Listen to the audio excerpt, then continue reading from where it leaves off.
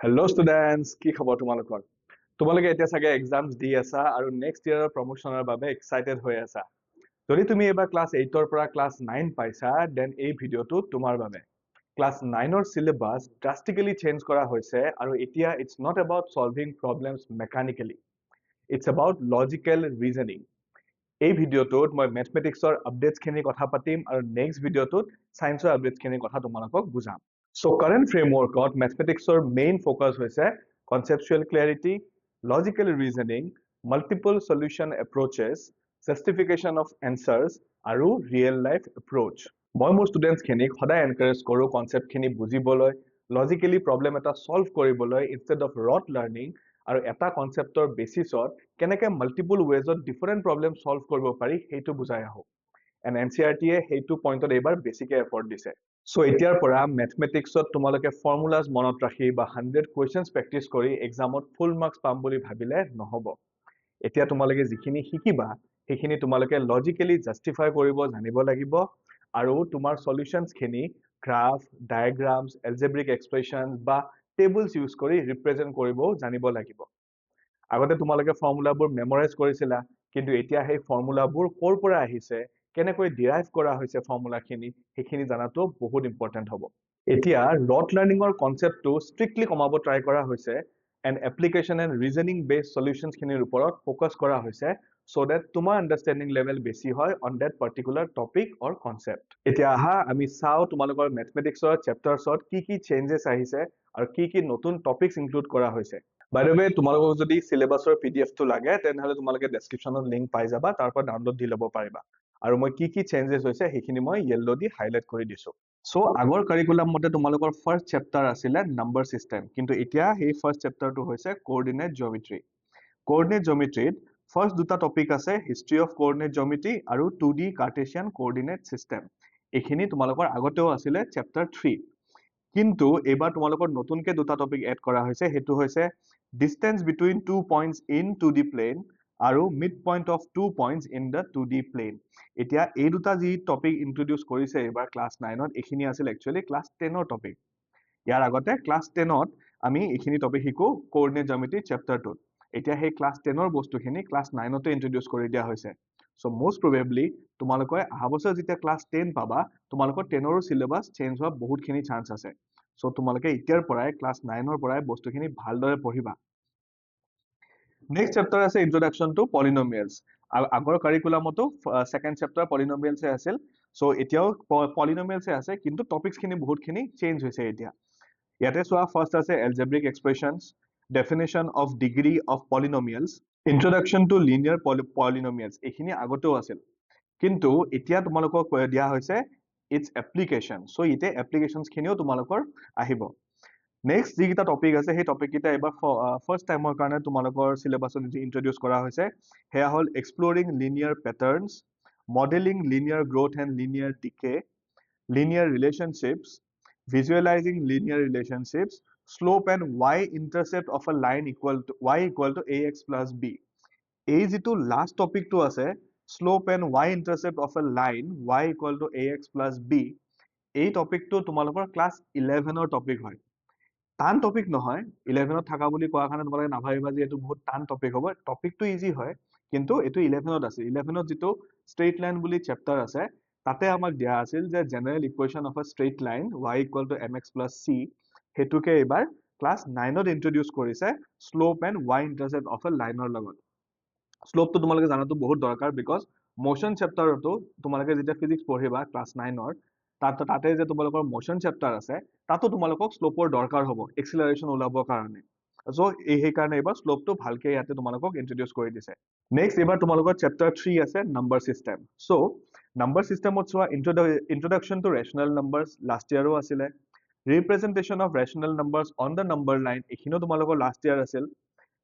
Then এইবাৰ এটা নতুন টপিক ইন্ট্ৰডিউচ কৰিছে, সেইটো হৈছে density of rational numbers and its proof. Next আছে finding rational numbers between any two rational number, এইখিনি তোমালোকৰ ক্লাছ 8তো আছিল। Decimal representation of rational numbers, এইখিনি ক্লাছ আগৰ কাৰিকুলামতো আছে। Introduction to irrational number, so' আগৰ যিখিনি ক্লাছ 9ৰ চিলেবাছ আছিল, তাত ইন্ট্ৰডাকশ্যন টু ইৰেচনেল নাম্বাৰটো অলপমানকে দিয়া আছিল যে ইৰেচনেল নাম্বাৰ কি হয় বা তাক আমি কেনেকে ৰেচনেলাইজ কৰিব পাৰোঁ, সেইখিনি আছিল। কিন্তু এইবাৰ আহিলে নতুনকে proof of irrationality মানে prove that root over 2 is a irrational number বা prove that root over 5 is a irrational number এইটো টপিক সিধা ক্লাস 10 ৰ ফাৰ্স্ট চেপ্টাৰ ৰিয়েল নাম্বাৰছৰ পৰা লোৱা হৈছে সো এগেইন ক্লাস 10 ৰ বহুত কিটা টপিক তোমালোকৰ এবাৰ ক্লাস 9 তে ইন্ট্ৰোডিউস কৰা হৈছে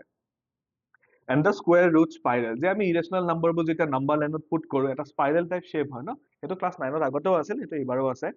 কিন্তু এবাৰ চাব গলে ডেন্সিটি অফ ৰেশনাল নাম্বাৰ আৰু প্ৰুফ অফ ইৰেশনালিটি এই দুটা তোমালোকে ফাৰ্স্ট টাইমৰ কাৰণে পাবা নেক্সট আহিল ইন্ট্ৰোডাকশন টু ইউক্লিডছ জিওমেট্ৰি ইউক্লিড জিওমেট্ৰিটো আগৰ নিচিনাই আছে কিন্তু তাৰ লগত দুটা বা তিনিটা নতুন টপিক ইন্ট্ৰোডিউস কৰা হৈছে সো এবাৰ পোৱাৰ ফাৰ্স্ট নতুন টপিকটো হ'ল constructing a square with a given side as described in the Baudhayana's Sulba Sutra তাৰপিছত আছে ডিসকভাৰিং ইউক্লিডছ ডেফিনেশনছ এখিনি আগতেও আছিল axioms of measurement and rules for geometric object so এখিনিও আগতেও আছিল বাট ইমান এটা ডিটেইলছত নাছিল এবাৰ তোমালোকে বহুত ডিটেইলছত পাবা যে কি ৰুল ফলো কৰে জিওমেট্ৰিক অবজেক্টছে বা মেজাৰমেন্টছ বোৰ কেনেকৈ লোৱা হয় এন্ড এভৰিথিং বুক এতিয়ালৈকে আমিও পোৱা নাই সো নতুনকে যেতিয়া এনসিআৰটি বুক পাম তেতিয়াহে মই তোমালোকক ক্লিয়াৰলি এইখিনি বস্তু এক্সপ্লেইন কৰিব পাৰিম বা টপিক ওয়াইজ মই ভিডিও বনাই এইখিনি তোমালোকক বুজাব পাৰিম নেক্সট চেপ্টাৰ 5 আছে লাইনছ এন্ড এংগলছ এটো লাষ্ট ইয়াৰৰ পৰা একো চেঞ্জ হোৱা নাই লাইনছ এন্ড এংগলছত যিখিনি বস্তু আছিল বা আগৰ যিখিনি টপিক আছে সেইখিনি এবাৰো আছে এইবাৰ তোমালোকে এটা নতুন চেপ্টাৰ পাবা হেতু হৈছে সিকোয়েন্স এন্ড প্ৰগ্ৰেশন ক্লাস 10 ত এটা চেপ্টাৰ আছে এৰিথমেটিক প্ৰগ্ৰেশন বুলি এন্ড ক্লাস 11 ত এটা চেপ্টাৰ আছে সিকোয়েন্স এন্ড সিৰিজ বুলি সো এতিয়া তোমালোকে একেলগে এইখিনি বস্তু ক্লাস 9 তে পাবা সো মই তোমালোকক বাৰবাৰ কৈ আছো তোমালোকৰ ক্লাস 10 ৰ সিলেবাস চেঞ্জ হোৱা হাইয়েষ্ট প্ৰবেবিলিটি আছে সো সিকোয়েন্স এন্ড প্ৰগ্ৰেশনত চোৱা introduction to sequences sequences কি বস্তু হয় লাইক মই যদি তোমালোকক কওঁ যে 2 4 6 8 তাৰ পিছত কি নম্বৰ আহিব তোমালোকে অটোমেটিক্যালি ক'ব পাৰিবা যে 10 আহিব কেনেকৈ গম পাইছা হেতু হৈছে এটা সিকোয়েন্স কাৰণে এটা সিকোয়েন্সত গৈ আছে বা ক'ব পাৰা যে আমি অকল ইভেন নম্বৰ খিনি কৈ আছো বা আমি এভৰি অল্টাৰনেটিং নম্বৰ কৈ আছো সো হেকাৰণে তোমালোকে বুজি পাইছা সো হেনেকে এই সিকোয়েন্স এন্ড এইখিনি প্ৰগ্ৰেশন চেপ্টাৰত এই বস্তুবোৰ আহে সো সাপোজ তুমি পাঁচটা টাৰ্ম গম পালা ন 2 4 6 8 10 সো তোমাক যদি মই সুধো ইয়াৰে সে 265 নম্বৰ টাৰ্মটো কি হ'ব এই গোটেই বস্তুবোৰ ইয়াতে আছে এনেকুৱা নহয় যে আমি সদায় টাৰ্মছবোৰ এড কৰিম কেতিয়াবা আমি টাৰ্মছ মাল্টিপ্লাইও কৰিম আৰু যেতিয়া মাল্টিপ্লাই কৰিম তেতিয়া হেতু কোৱা হ'ব জিওমেট্ৰিক প্ৰগ্ৰেশন যেটো পিউৰলি ক্লাস 11 ৰ টপিক সো ক্লাস 11 ৰ টপিক তোমালোকৰ এতিয়া ক্লাস 9 তে দি দিয়া হৈছে কিন্তু তাৰ মিনিং এটো নহয় যে টপিক এটা বহুত টান হয় টপিক কিটা ইজি হয়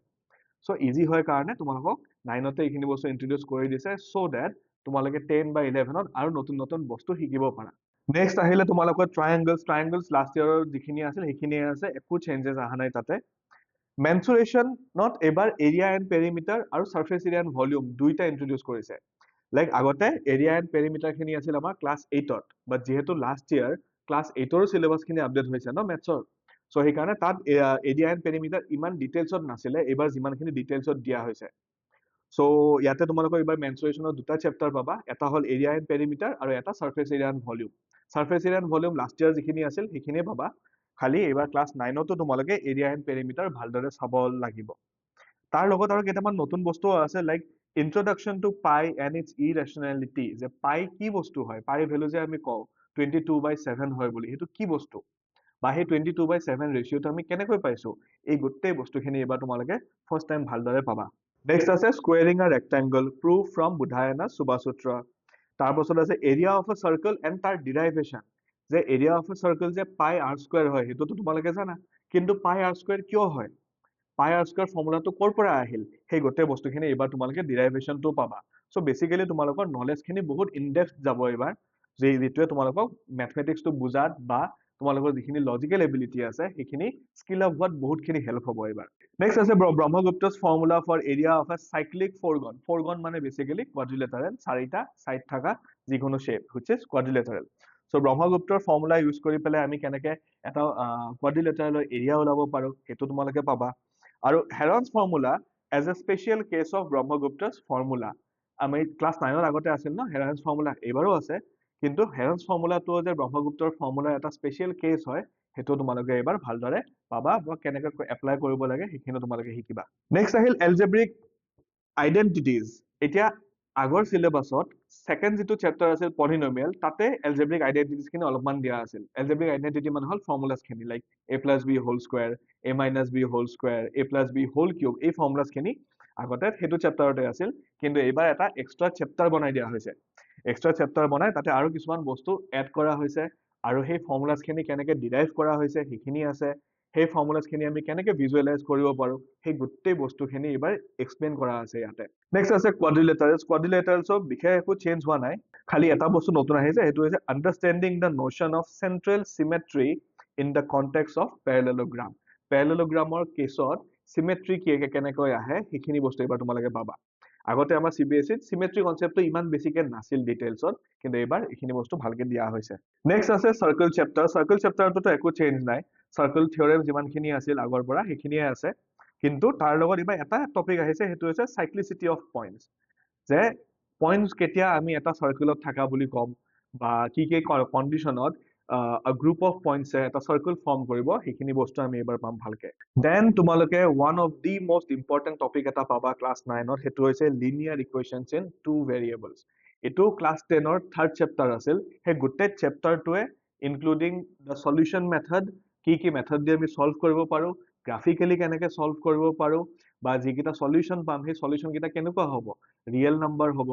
সেম ভ্যালু পাম নে আনসাৰ ওলাবই নোৱাৰিম এই গোটেই বস্তুখিনি বেসিক্যালি গোটেই ক্লাস 10 ৰ চেপ্টাৰ 3 টো এবাৰ তোমালোকৰ চেপ্টাৰ 12 কৰি দিয়া হৈছে লিনিয়াৰ ইকুৱেশন ইন টু ভেৰিয়েবল এটো একচুয়ালি বহুত ইম্পৰ্টেন্ট টপিক হয়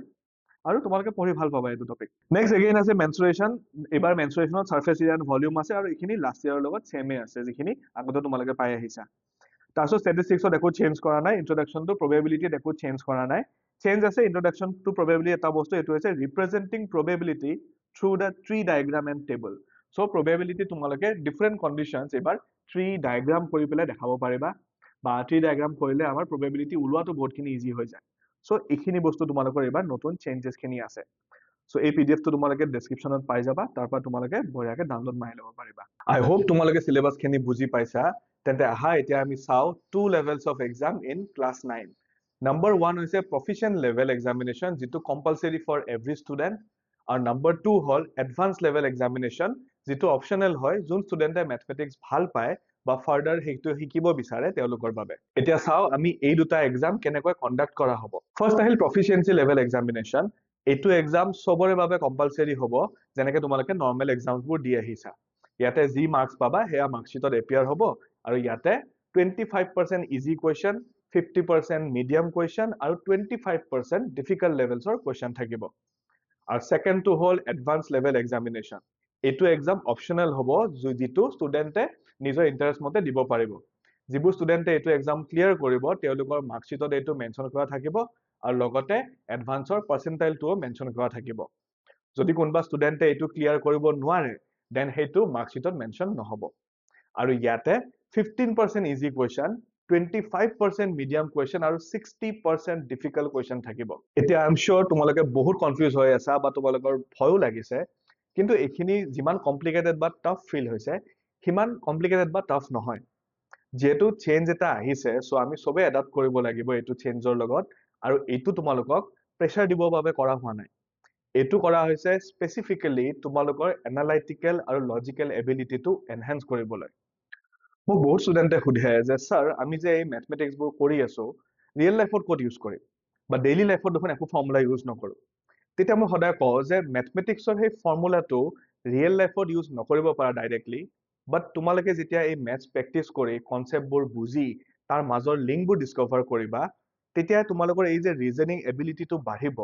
তেতিয়া তোমালোকে নিজে বুজি পাবা হাউ টু এপ্ৰোচ আ প্ৰবলেম এণ্ড সলভ ইট এফিচিয়েন্টলি